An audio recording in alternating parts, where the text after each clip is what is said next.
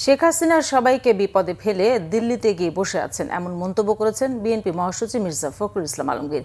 তিনি বলেন, আগে ধানের শীষ আর নৌকার মধ্যে প্রতিদ্বন্দ্বিতা হতো, কিন্তু এখন নৌকার কাণ্ডারি শেখ হাসিনা দেশের জনগণকে ফেলে ভারতে পালিয়েছেন। ঠাকুরগাঁও সদরের বেগুনবাড়ি ইউনিয়নে নির্বাচনী প্রচারণায় তিনি এসব কথা বলেন। জানান, বিএনপি ব্যবসার জন্য রাজনীতি করে না, বিএনপি রাজনীতি করে মানুষের কল্যাণের জন্য।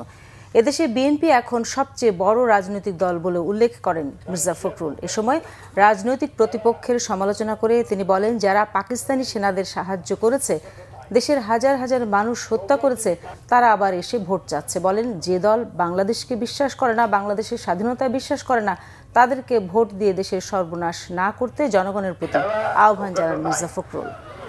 নৌকার যিনি কান্ডারি, আমাদের সাবেক প্রধানমন্ত্রী হাসিনা, উনি আপনাদেরকে ফেলে ভারত চলে গেছে, দিল্লিতে গিয়ে বসে আছে, আর আমাদেরকে বিপদে ফেলে দিয়ে গেছে, তাই না? থাকলে অন্তত একটা গণতান্ত্রিক অবস্থা চলতো, তাই তো?